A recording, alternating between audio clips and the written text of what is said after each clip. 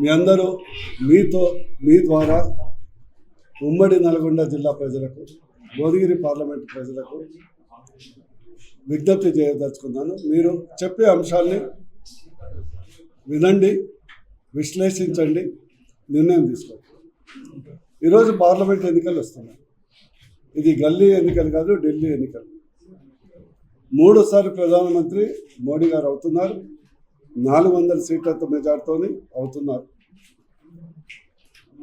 ఈరోజు తెలంగాణ రాష్ట్రంలో కాంగ్రెస్ ప్రభుత్వం ఒక 4 నెలల క్రితమే డిసెంబర్లో ఏర్పడింది. అది యాంటీ కేసీఆర్ వేవ్తో ఏర్పడ్డ ప్రభుత్వం, నాట్ ప్రో కాంగ్రెస్ ఓటుతో. కానీ ఈరోజు మోడీ గారికి వేసే ఓటు ప్రో మోడీ ఓటు. జనరల్గా 10 సంవత్సరాల తర్వాత యాంటీ ఇన్కంబెన్సీ ఉంటుంది. కానీ ఈరోజు మోడీ గారికి 10 సంవత్సరాల తర్వాత pro incumbency, pro Modi vote అవుతుంది. ప్రతి పల్లె, ప్రతి తండ, ప్రతి గ్రామం, ప్రతి పట్టణం కాంగ్రెస్ పార్టీ కానీ, టీఆర్ఎస్ పార్టీ కానీ, సిపిఐ పార్టీ కానీ, సిపిఎం పార్టీ కానీ అందరిలో ఒక ఏకాభిప్రాయం ఏంటంటే ఢిల్లీలో మోడీ గారు ఉంటే బాగుంటుందనే అంశం మనకు వినపడుతుంది, కనపడుతుంది. అది ఒకటి. ఈరోజు నేను రాజకీయాల్లో రాకముందు నుంచి చూస్తున్నా, ఉమ్మడి నల్గొండ జిల్లా శాసించేది 4-5 కుటుంబాలు. 4-5 కుటుంబాలు, ఒక్కొక్కరు 3 సార్లు, 4 సార్లు, 5 సార్లు, 6 సార్లు కూడా ఎమ్మెల్యేలు అయినారు, మంత్రులు కూడా అయినారు. ఇది వాస్తవం. కానీ నేను ఖచ్చితంగా చెప్పగలను, ఇక్కడ ఆర్భాటం ఎక్కువ, ఆలోచన తక్కువ. నేను వాళ్ళకంటే నాకంటే చాలా సీనియర్ నాయకులు. ఖచ్చితంగా నేను చెప్పగలను, వాళ్ళకు విజన్ లేదు.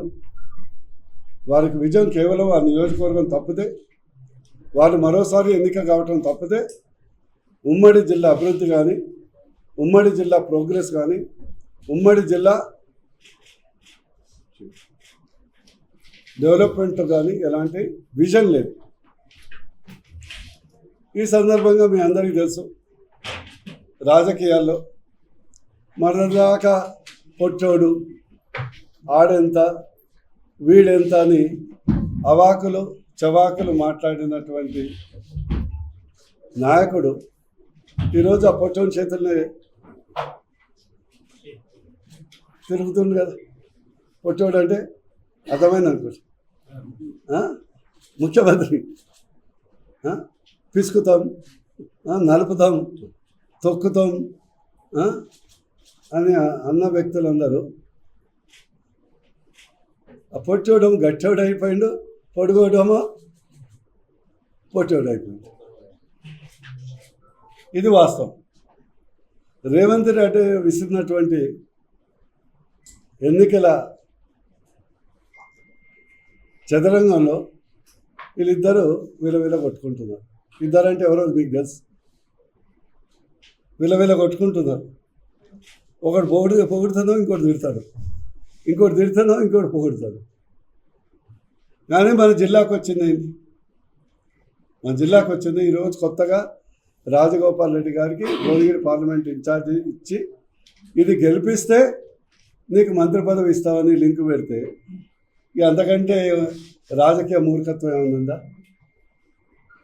నువ్వు మహోన్నతమైన నాయకుడు, అరచేత్తో తెలంగాణని శాసించే నాయకుడివి. చక్రం తెప్పితే మొత్తం దేశమే మోడీ గారే నీ దగ్గరికి వస్తాడు. వారికి ఎంత నిబద్ధత అంటే వారి కోసం, వారి గెలుపు కొరకు మా బీజేపీ పార్టీ అధినాయకత్వం నడ్డా గారిని విజ్ఞప్తి చేస్తే ఆ రోజు ఈ బీజేపీలోకి రావడం జరిగింది. ఇంత కూడా కృతజ్ఞత లేదు. ఒక term bypoll MP candidate, MLA candidate, ఒక టర్ము ఎమ్మెల్యే,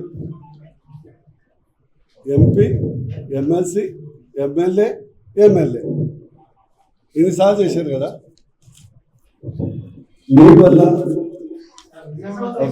మీ వల్ల బంద్ చేశారు. మీ వల్ల భువనగిరి ప్రాంతానికి కానీ ఉమ్మడి నల్గొండ జిల్లాకి ఒరిగింది ఏంటో మీరు చెప్పాలి. దమ్ము ధైర్యం ఉంటే ఒక బూర నరసయ్య గౌడ్ ఒక ప్రోగ్రెస్ రిపోర్టు ప్రచురించాడు. నా హయాంలో 9,000 కోట్ల నిధులు భువనగిరి పార్లమెంట్ ఓన్లీ ఒకటం ఎంపీ 9,000 కోట్ల నిధులు నవరత్నాలు 1,400 కోట్లతో ఎయిమ్స్, కేంద్రీయ విద్యాలయ, MMTS యాదాద్రి వరకు, పాస్పోర్ట్ కేంద్ర, 524 కిలోమీటర్ల జాతీయ రహదారులు, దండు మల్కాపూర్లో తెలంగాణలో మొదటి ఇండస్ట్రియల్ పార్క్, అదేవిధంగా కొంగరకలాన్లో ఫాక్స్కాన్ కంపెనీ, జనగామలో మాతా శిశు హాస్పిటల్ 100 పడకల, చర్యాలలో పాలిటెక్నిక్ కాలేజ్, ఇవి మేజర్ తెచ్చినవి. ఈరోజు నేను ఒక ఎంపీ అయి 9,000 కోట్ల నిధులు 1,00,000 కోట్ల సంపద భువనగిరికి పెంచడం జరిగింది. 1,00,000 కోట్ల నిధులు భువనగిరికి పెంచడం జరిగింది. ఇది నా ట్రాక్ రికార్డ్. మీరు చెప్పగలరా? మరి మీరు ఎంపీ ఉన్నప్పుడు ఇక్కడ కాంగ్రెస్ ఉండే, అక్కడ కాంగ్రెస్ ఉండే, మీకు చేతగాలే కదా. మీరు అస్సాంలో, అరుణాచల్ ప్రదేశ్లో, మణిపూర్లో కాంట్రాక్టర్లకు సమయం సరిపోలే, కానీ సొంత ప్రభుత్వంలో మన ప్రాంతానికి all India institute of AIIMS కావాలనే సోయి కానీ తప్పదు కానీ మీకు లేకుండా కదా. మీకు ఎంపీ పదవి కానీ ఎమ్మెల్యే పదవి కానీ ఒక రాజకీయ వ్యాపారానికి విజిటింగ్ కార్డుగా పనిచేసింది, కానీ మన ప్రాంతానికి ఏం లబ్ధి కాలేదు.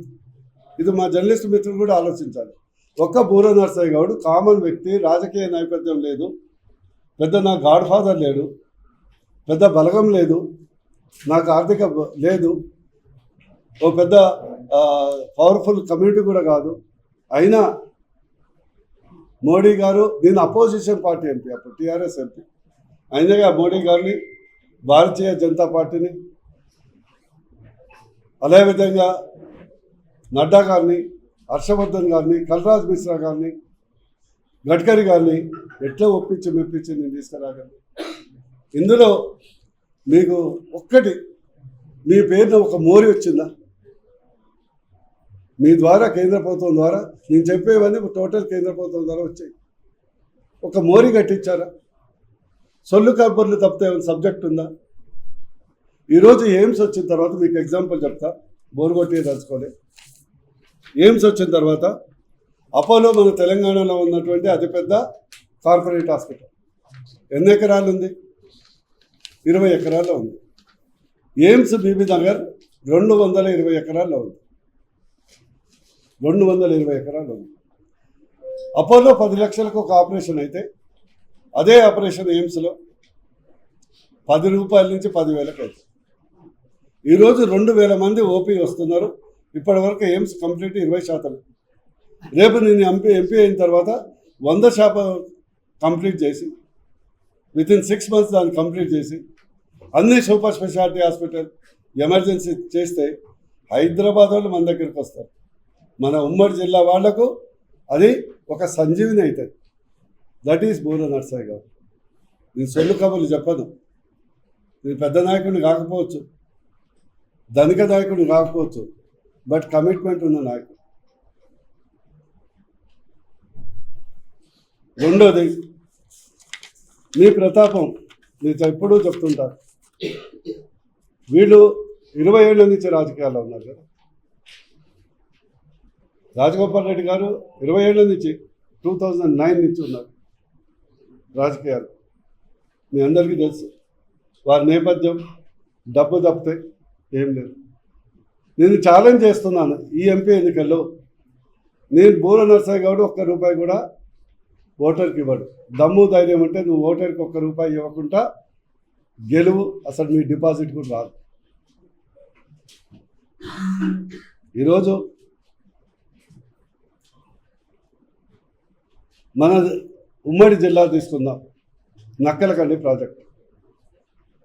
మీరందరూ దయచేసి దాన్ని పేరు మార్చండి, నత్తలగండి ప్రాజెక్ట్ అని పెట్టారు. నత్తకు కూడా సిగ్గవుతుంది, నత్తకు కూడా ఇప్పటివరకు అయిపోతుంది. నత్తలగండి ప్రాజెక్ట్ ఎప్పుడో కాంగ్రెస్ హయాంలో అంత ముందుకు నక్కలకండి ప్రాజెక్టుకు శంకుస్థాపన చేస్తే డిండి దాంట్లో నీళ్ళేసి బ్యాక్ వాటర్స్ లిఫ్ట్ చేసి మునుగోడుకు తదితర ప్రాంతాలకు ఇవ్వాలని వచ్చి కాలయాపన అయిపోయింది. తర్వాత కేసీఆర్ గారు వచ్చారు, ఇక నేను చెప్పనక్కర్లేదు. చేరేసుకొని కాలటం పెట్టి వితిన్ 4 years కంప్లీట్ చేస్తా, లేకుంటే ఓట్లు అడగనని చెప్పింది. నిర్వాసితులు ప్రతి ఇంటికి ఉద్యోగం ఇస్తా అన్నారు, అది కూడా ఉష్కాక్. ఎమ్మెల్యే రాజగోపాల్ రెడ్డి ఆయన వచ్చాక ఏమన్నాడు, చాలా గంభీర్యంతో నాకు 1000 కోట్ల ఆస్తులు ఉన్నాయి, ఆఫ్టర్ ఆల్ వీళ్ళకి ఎంత, ఎకరాకు నేను వ్యక్తిగతంగా 10 లక్షలు ఇస్తా అని చెప్పాడు. వ్యక్తిగతంగా ఎకరాకు 10 లక్షలు ఇస్తా అన్నాడు. మీరు యూట్యూబ్లో వారి మాటలు వినొచ్చు. 5 లక్షలు ఇల్లు కట్టుకోవడానికి ఇస్తామని చెప్పారు. ఈరోజు ఆ శివన్నగూడెం రిజర్వాయర్ నిర్వాసితులు రోడ్డున పడ్డారు. నేను 30 ఎకరాల్లో లేఅవుట్ చేపించి వాళ్ళకి ఎలాట్ చేయించడానికి ఎంపీగా ఉన్నప్పుడు తయారు చేసిపోతే అది దేవుడు మాన్యమని రిజెక్ట్ చేశారు. నిజంగా చిత్తశుద్ధి ఉంటే, తర్వాత నా ఎంపీ పీరియడ్ అయిపోయింది, చిత్తశుద్ధి ఉంటే దేవుడు మాన్యానికి 30 acres వేరే దగ్గర ఇస్తే హైకోర్టు అనుమతిస్తారు, చేయలేదు. అదేవిధంగా ఇప్పటి వరకు మన యొక్క పాలమూరు రంగారెడ్డి ప్రాజెక్టులో అసలు ఈ నక్కలగండి ఏదైతే శివనగూడెం చర్లగూడెం రిజర్వాయర్కు వాటర్ ఇంటేక్ ఎక్కడ నుంచో ఇంతవరకు స్పష్టత లేదు. 2 ప్లాట్ల మీద నల్గొండలో నేను డాక్టర్గా ఉన్నప్పుడు 25 ఏళ్ళు కష్టపడి రూపాయి ఖర్చు పెట్టి ఇది సంపాదించుకున్నది ఉద్యమానికి, ఈ యొక్క సామాజిక సేవకు పంచాలి. ఎప్పుడు నేను 1 రూపాయి ఎవరినైనా బెదిరిగా చూడలేదు, ఏ ప్రోగ్రాం కూడా నేను అడిగిన దాఖలా లేవు.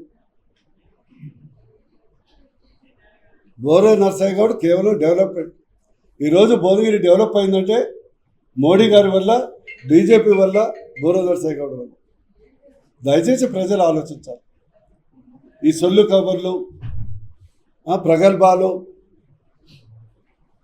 నేను రాజగోపాల్ రెడ్డి గారు కూడా విజ్ఞప్తి చేస్తున్నా, మీరు ఇంతవరకు నేను పర్సనల్గా ఎప్పుడూ కండమెంట్ చేయలేదు, అభ్యర్థి మీద చేయలేదు. నేను కేవలం నేను ఎంపీగా ఏం చేశాను, ఎంపీగా ఏం చేయబోతున్నారు, మోడీ గారు మరోసారి ఎంపీ మా ప్రధానమంత్రి ఎందుకు కావాలి, ఎక్కువ మంది బీజేపీ ఎంపీలు గెలవటం వల్ల మన రాష్ట్రానికి వచ్చే లాభం ఏంది అనే 4 అంశాలు చెప్తుంది. ఇంతవరకు ఏ అభ్యర్థిని, రాజగోపాల్ రెడ్డి కానీ ఎవరిని విమర్శించలేదు, ఏ కాంగ్రెస్ అభ్యర్థి గురించి ప్రస్తావన చేయలేదు. మరి రాజగోపాల్ రెడ్డి గారు మొన్నటిదాకా అంపశయన పవనంపై నిద్రించి రేవంత్ రెడ్డి గారు వచ్చి ఒక ఎలయగానే లేచి పీర్ల పండుగ నాడు పీర్లు ఊగుతాయి కదా, పీర్ల పండుగ పీర్లు లేవదు ఊది కాలదు, లేచి నా బోర్నర్సయ్య గౌడుకు గాలి తిరుగుడు తిరగబట్టే కదరా భయ్, ఆయనకు 9,000 కోట్లు వచ్చింది.